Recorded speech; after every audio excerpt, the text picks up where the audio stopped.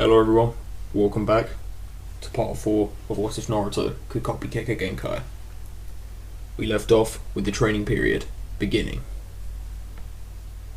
Kakashi would say to Naruto that he found him a teacher that would help him out, and Naruto would then decide to go to where Kakashi had instructed him to go, where he would meet a man wearing round sunglasses. This person would say, "Naruto Uzumaki, for the next month I will be training you. I will be teaching you chakra control." Ebisu would then teach Naruto how to walk on water in the hot springs and would tell Naruto to try. Naruto would get it for a bit, however, he would eventually fall into the water. Naruto would then burn in the hot water and would immediately jump out. And Ebisu would say, "If you don't want to burn in the hot springs, you will need to train harder and make sure you don't fall in." 15 minutes would pass, as Naruto would be getting the hang of it, and would be pretty much fully walking on water. Ebisu would think to himself that maybe he really is more than just the Nine-Tails kid. Ebisu would notice a certain pervy sage peeking into the women's baths, and Ebisu would run over and try to stop him. This man, however, would summon a toad and would knock out Ebisu. Naruto would run over, and seeing this man was extremely strong, Naruto would ask to become his student. Jiraiya would ask why, and Naruto would say that he seemed strong, and he just knocked out his teacher. Jiraiya would eventually agree and begin training Naruto. Jiraiya would watch Naruto walking in water and would notice something. Jiraiya would tell Naruto to lift up his shirt and infuse chakra. Naruto would do as instructed, and Jiraiya would then tighten the Nine-Tails seal. Jiraiya would then tell Naruto to try again, and Naruto would do so, and would be able to walk on water perfectly. Naruto would then get taught the summoning jutsu, and on his first try he would summon Gamekichi. Naruto would think to himself that maybe he didn't put enough chakra into it. So Naruto would then do it again and would manage to summon Gamabunta, and would have to take his trial to become his henchman. Naruto would pass this test as the day would come to an end. Jiraiya decides to progress Naruto's training and would begin teaching Naruto the Rasengan. Jiraiya would teach Naruto the Rasengan, and Naruto would then try it himself, and to Jiraiya's amazement, Naruto created the Rasengan immediately. Jiraiya decided to show Naruto the giant Rasengan, and once again, Naruto would manage to do this first try. Jiraiya would be absolutely amazed, and would tell Naruto to try and infuse chakra nature into the Rasengan, as even the 4th Hokage couldn't do that. Naruto would begin trying to do so, but he would not be able to do so. For the rest of this month, Naruto would be training on working on how to infuse wind chakra into his Rasengan.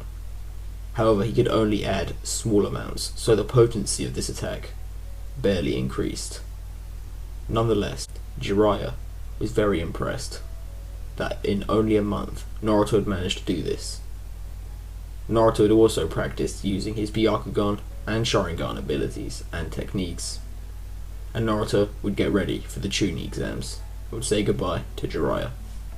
Naruto would then enter the Chunin exams and would get ready to fight, as Sasuke was late. Naruto would enter the stadium and would get ready to fight with Neji. Neji would tell Naruto that he should just give up now, and Neji would say, "Once a failure, always a failure." Naruto would then tell Neji that he will prove him wrong and will defy his destiny. Neji would get into a stance, and Naruto would look at Neji and would smirk and get into the same stance. Neji would ask Naruto what he thinks he's doing, and Naruto would tell Neji that he should come and find out. Neji would move at top speeds towards Naruto, as Naruto would begin using the gentle fist technique and would block a few of Neji's chakra points. Neji would jump back and would shout at Naruto, asking how he can use the same technique as his clan. Naruto would then smile and wouldn't say a word. Kakashi would pull up his headband, getting ready to see everything that was going on. In the stands, Hiyashi Hyuga would activate his Byakugan, as he is intrigued about how this kid can use the Hyuga's techniques. Naruto would then rush at Neji at half speed, and Neji would say, "You're in range," and Naruto would say, "So are you." Naruto and Neji would then use rotation, but Naruto would manage to overpower Neji's rotation and knock him to the ground. Naruto would then get into a different fighting stance, as he would say to Neji, "This is what a failure can do."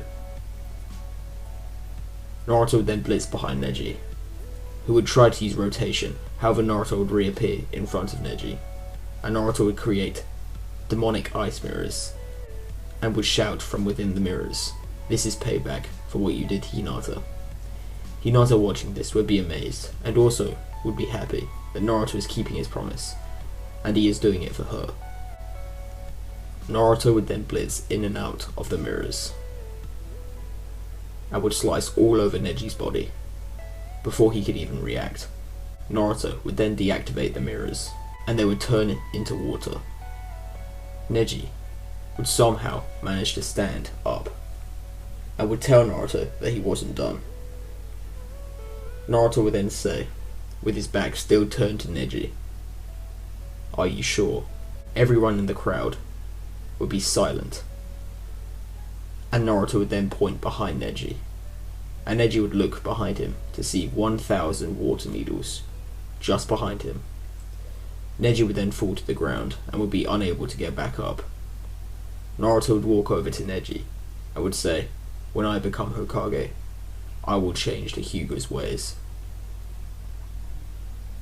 Neji would then close his eyes and pass out.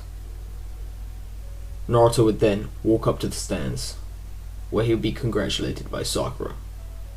Meanwhile, Tenten and Lee are in shock, as they thought Neji was the strongest and couldn't be beaten by any mere genin.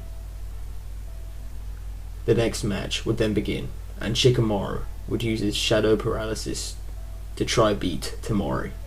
Shikamaru would have to create a new strategy to beat Temari, as there are no holes in the ground. Shikamaru would eventually lead Temari under a tree, which he would use to catch Temari in a shadow paralysis, and he would manage to beat Temari. However, Shikamaru would give up, saying he used too much chakra, and continuing would be a drag. Sasuke would then arrive, just as the match was about to finish, and Sasuke versus Gaara would begin. Sasuke starts off immediately by activating the Sharingan, and attacks Gaara at full speed.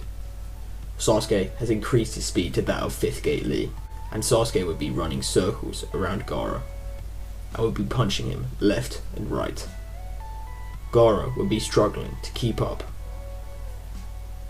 his sand armor, and Sasuke would continue to hit Gaara from all angles, and would then use his signature taijutsu technique, Lion's Barrage, which he copied and improved from Lee. Sasuke would be blitzing Gaara, and Gaara was desperate to try catch Sasuke. However, Sasuke's speed isn't like Lee's. His speed has no short time limit. Sasuke would then appear behind Gaara and would swipe his legs. Sasuke would then kick Gaara into the air and would then appear on Gaara's level and would throw him at the wall. Gaara would manage to protect himself, but Sasuke had just activated the 3rd Tomoe in his left eye, and Sasuke had got even faster. Gaara would then be forced to create a giant sand ball barrier. Sasuke would then run up the wall and would activate the Chidori, and Sasuke would then run towards Gaara and would impale the sand shield, and from inside Gaara would scream, as it was the first time he had seen his own blood. Kankuro and Temari would shout, "Not good," and Gaara would then activate his half monster form and would run away. Sasuke would then run after him. The Genjutsu would be cast, but Naruto would easily break out of it. Naruto would manage to help Kakashi and Guy to take out the Sand Ninja, After half were taken care of, Naruto would realize that Sakura had gone off to find Sasuke, and Kakashi had noticed this too, and would tell him to leave the rest to them and go find Sasuke. Naruto would do so, and would go full speed into the forest. Meanwhile, the curse mark 1 state has appeared on Sasuke, as he has already begun having problems with monster form Gaara, as Gaara has gone into his full monster form. Sakura would arrive and Gaara would pin her to a tree, and Sasuke would tell Gaara to leave her alone. Sasuke would then manage to get the curse mark to fade, and would be able to slam another Chidori at Gaara. However, this time, Gaara had managed to block this attack, and only managed to get a cut on his arm. Sasuke would then realise he can't use the Chidori anymore, and he would begin weaving hand signs for the Fireball Jutsu. Sasuke would then send a Fireball Jutsu Gaara's way, which would knock him to the ground. Sasuke would then speed towards Gaara, and would begin pummeling him into the ground. Sasuke stops beating Gaara as he thinks that he is finished. However, Gaara then activates the Sleeping Possum Jutsu, as the One Tails would appear.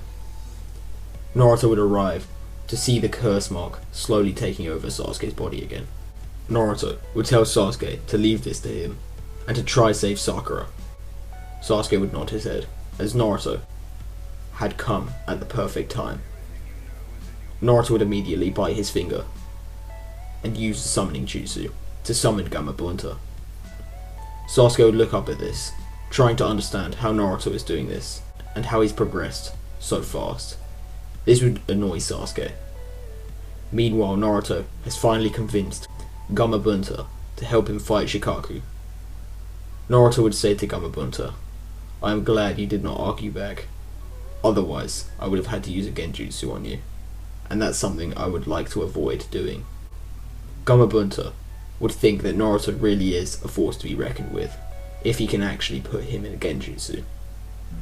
Gamabunta and Shikaku would then have their fight as usual, and Naruto would transform Gamabunta into the Nine Tails, which would allow Gamabunta to get a hold on Shikaku, which would allow Naruto to jump onto Shikaku's head, and Naruto would then punch Gaara to wake him up. Gamabunta would think that Naruto really is something else, and he would think, "Jiraiya, I think you have found the person you were looking for." Naruto would then fall to the ground and would stumble to his feet, as he has used far too much chakra. Naruto would think to himself that he needs to figure out how he can use all his jutsu more efficiently, as well as his eye powers. Naruto would then see Gaara injured on the ground, and Naruto would walk over to him. Naruto would then make it over to Gaara, as the strength in his legs would fail him. Naruto would fall to the ground, and Naruto would sit himself up, as Gaara would ask him how he is so strong. Naruto would say that he isn't fighting for himself. He has people to protect. Gaara would have flashbacks of Yashimaru. However, Naruto would say throughout the fight that he felt that they were similar. Naruto would then tell Gaara that he shouldn't resent everyone, and that people like Temari, Kankuro, and even himself care for him. Naruto would then stand up and would put his hand out to Gaara. Gaara would raise his hand and would grab Naruto's arm. Naruto would then help Gaara up, and Naruto would say to Gaara, "Let's try get back to the village." And for the first time in a long time, Gaara would smile. Temari and Kankuro would see Naruto doing this for Gaara, and would go over to Naruto to help him out. Temari and Kankuro would take the burden of Gaara off of Naruto, and would say to Naruto that he should go help his teammates out. Naruto would nod, and he would then say to Gaara that they should meet again. Gaara would smile again and would nod. Temari and Kankuro would then take off, and Temari would think to herself, "I can't believe he beat Gaara." And on the other hand, Kankuro would think, "I can't believe I tried to pick a fight with him." I'm lucky I'm not dead. Naruto would then go over to Sasuke and Sakura. Sasuke would tell Naruto to take care of Sakura, as he would make his way back to the village. Sasuke on the way would be thinking about Naruto. He would be wondering how Naruto got that strong. Sasuke would be quite annoyed that Naruto had to save him. Meanwhile, Naruto is making his way back to the village, and Naruto eventually makes it back. As the invasion is over, Naruto would then pass out, but Kakashi would catch him, and Sakura. Hiruzen would inevitably die in this fight versus Orochimaru. Naruto would wake up in time to attend the funeral. Naruto would have thought that he had so much to learn from the third, and he would now solidify his resolve to become Hokage. A couple days would pass, and Naruto would bump into Jiraiya, and Naruto would be talking to Jiraiya, and Jiraiya would tell Naruto that he got permission from the village elders that he can take him on a journey to find the 5th Hokage. Naruto would jump at this opportunity and would come and find the 5th Hokage. Naruto would get ready to leave, as he couldn't think who the next Hokage could be.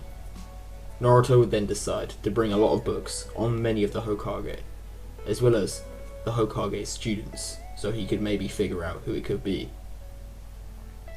And Naruto and Jiraiya would then set off to find the next Hokage. And this is the end to part 4. What if Naruto could copy Kekkei Genkai? I hope you all enjoyed, and I'll see you all in the next video.